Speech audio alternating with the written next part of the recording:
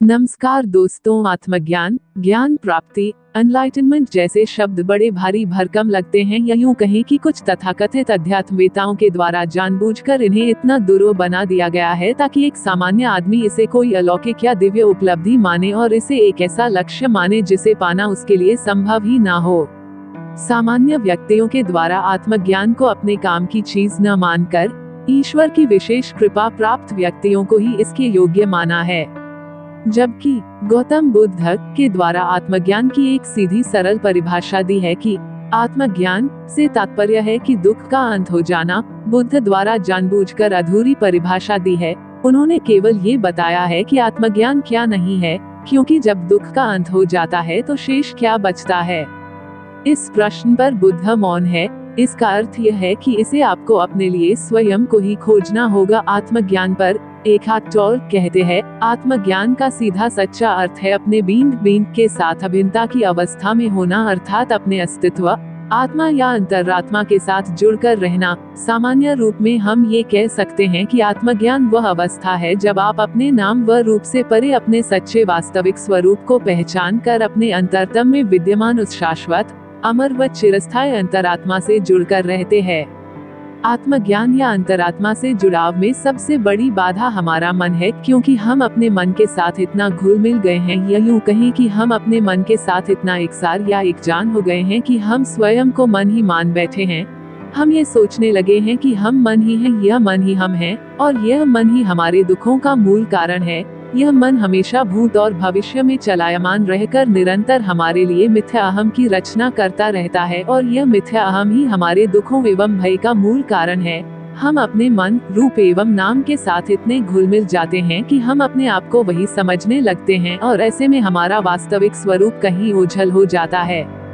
आत्मज्ञान, एनलाइटनमेंट के लिए आपको अपने मन से अलग होकर देखना होगा। जब आप इस बात को समझ जाएंगे कि आप स्वयं मन नहीं है तथा जो विचार कर रहा है या सोच रहा है वह कोई और है, तभी आपको वास्तविक स्वतंत्रता का अनुभव होगा, क्योंकि जिस क्षण आप विचारकर्ता को देखना या अवलोकन करना सीख जाते हैं, उसी समय आप जागरूक होना शुरू कर देते हैं।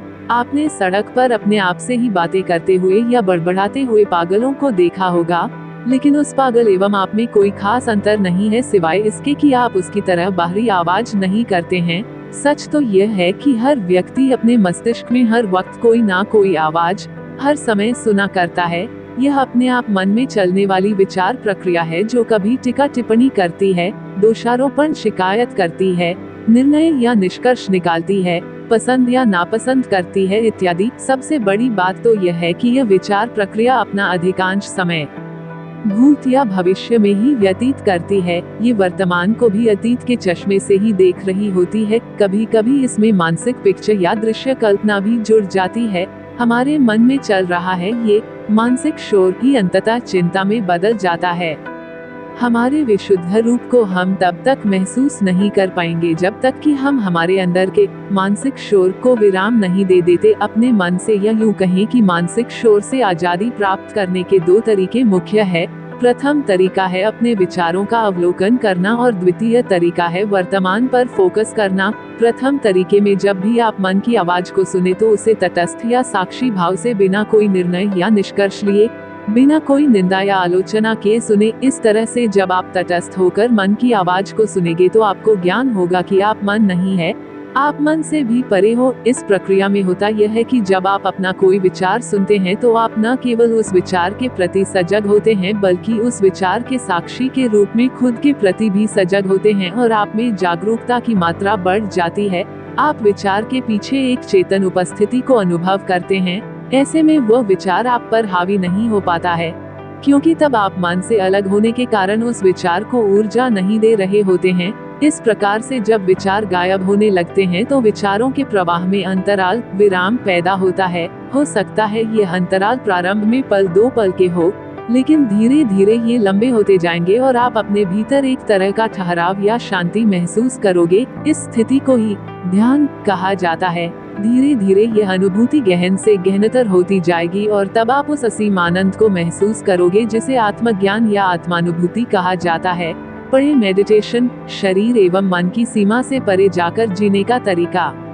अपने मन से आजाद होने का दूसरा तरीका यह है कि आप अपने ध्यान एवं अवधान का फोकस वर्तमान की ओर मुड़कर अपने मन के निरंतर चलायमान में व्यवधान अंतराल उत्पन्न करें, अर्थात वर्तमान के प्रति जागरूक हो जाएं और विचारों के क्रम में ठहराव लाएं। इसके लिए आप अपने घर या ऑफिस में दैनिक रूप से आदतन किए जाने वाले कार्यों जैसे स्नान करना, हाथ धोना, सीढ़ियां चढ़ना उतरना आदि कार्य पूर्ण ध्यान, अवधान या जागरूकता से करें। जैसे जब आप स्नान कर रहे हो तो इस दौरान होने वाली सभी अनुभूतियों यथा पानी का स्पर्श, पानी की आवाज, साबुन या शैम्पू की सुगंध, शरीर का संचालन इत्यादि सभी पर पूर्ण जागरूकता से ध्यान दें। उन्हें अपनी समस्त इंद्रियों से महसूस करें। इसी प्रकार पार्क में प्रातः भ्रमण के पश्चात कुछ पल ठहरकर अपने श्वास प्रश्वास की गति पर ध्यान दें और वहां अपनी उपस्थिति की नीरव, शांत लेकिन ऊर्जस्वी अनुभूति को महसूस करें। कहने का तात्पर्य यह है कि आप अपना हर कार्य पूर्ण जागरूकता से करें। ऐसा करने से आप अपने आप को मन के शोर से बचा सकते हैं। इस प्रकार आत्मज्ञान हर सामान्य व्यक्ति के लिए भी प्राप्य है, बस उसे अपने आप को मन से मुक्त करना है। हमारा मन सिर्फ एक उपकरण है, इसे कुछ विशेष कार्य सोचने विचारने के लिए बनाया गया है और जब वह कार्य हो जाए तो उसे आप यथास्थान वापस रख दे। ऊपर बताए गए दोनों तरीके मन को यथास्थान वापस रखना सिखाते हैं। तरीका कोई भी अपनाएं। जब भी आप अपने मन की चलायमानता में अवरोध अंतराल उत्पन्न करते हैं तो आप जागरूक होते जाते हैं व आपको यह एहसास होने लगता है कि आपका अस्तित्व मन पर आधारित नहीं है और आप मन से मुक्त होते जाते हैं। ये भी पढ़े मेडिटेशन की एक मजेदार तकनीक। तो दोस्तों, जिस प्रकार सांसारिक संपत्ति के लिए हमें बाहरी ज्ञान की जरूरत होती है, उसी प्रकार आत्मिक आनंद के लिए हमें हमारे आंतरिक अस्तित्व का ज्ञान होना आवश्यक है। हमें सांसारिक संपत्ति के साथ साथ इस जहां की असली दौलत यानी आत्मा का आनंद, गहरी तथा अविचल शांति भी उतनी ही आवश्यक है, क्योंकि इस धरती पर हमारा उद्देश्य भौतिक विकास के साथ साथ आध्यात्मिक